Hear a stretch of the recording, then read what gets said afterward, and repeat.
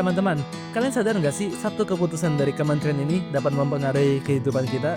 Halo teman-teman semuanya, nama saya Muhammad Afdalul Maskura. Saya memiliki NIM 241117774020 dan saya ingin membicarakan salah satu politisi yang kini sangat populer dan dicintai oleh masyarakat Indonesia, yaitu Bapak Purbaya.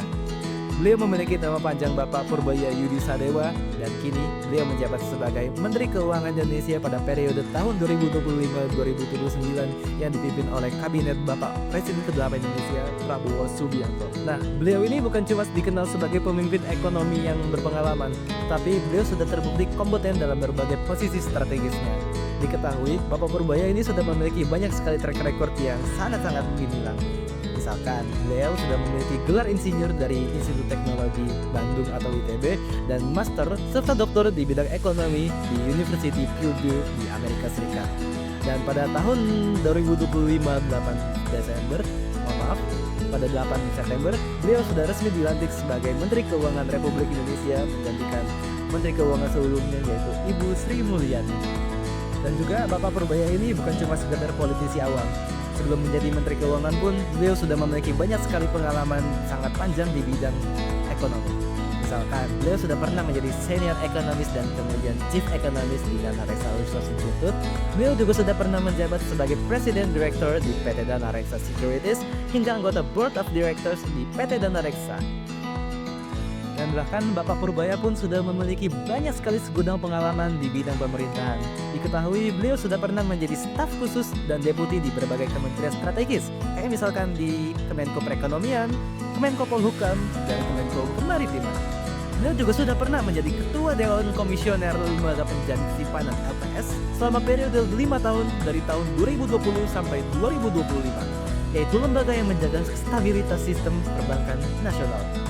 Dan hebatnya dalam kurun waktu beberapa bulan saja, Bapak Purbaya sudah banyak sekali melakukan kebijakan yang berfokus pada pertumbuhan perekonomian. Nah, salah satunya Bapak Purbaya mengalokasikan dana 200 triliun ke sektor perbankan untuk meningkatkan likuiditas dan kredit di sektor real. Nah, maka ini itu dirancang supaya perbankan jadi lebih produktif dan ekonomi dapat berjalan kembali. Selain itu, Bapak Purbaya juga melakukan pengkajian ulang terhadap alokasi dana, termasuk kebijakan transfer dana kepada daerah, supaya memastikan setiap upaya itu digunakan secara efisien dan berdampak langsung pada pembangunan dan kesejahteraan rakyat. Bapak Purbaya juga berkomitmen untuk bersih-bersih dalam kutipan internal Kementerian Keuangan, termasuk penindakan terhadap praktik yang merugikan penerimaan negara di DJP dan Bea Cukai. Teman-teman, aku mau sedikit cerita nih kenapa Indonesia butuh banget sosok seperti Bapak Purbaya Yudi Sadewa. Di balik latar belakangnya yang begitu gemilang dan pengetahuannya soal sektor ekonomi tidak perlu dipertanyakan, beliau adalah salah satu politisi yang memiliki gaya kepemimpinannya yang dikenal cowboy dan tidak takut pada pihak manapun. Dan beliau sangat mementingkan kepentingan masyarakat melalui peningkatan konsumsi, investasi, dan efisiensi fiskal. Selain itu, Purbaya juga dikenal tidak takut dalam mengambil keputusan ekonomi demi kemajuan dan tantangan seperti kritik pasar atau resistensi dari pihak internal. Ini penting supaya mengatasi dinamika ekonomi nasional yang sudah begitu kompleks. Jadi teman-teman, Bapak Purbaya ini bukan cuma sekedar Menteri Keuangan, beliau adalah arsitek kebijakan fiskal untuk masa depan Indonesia dengan latar belakang akademis yang begitu kuat, pengalaman yang sangat luas, dan komitmen terhadap stabilitas perekonomian dan pertumbuhan.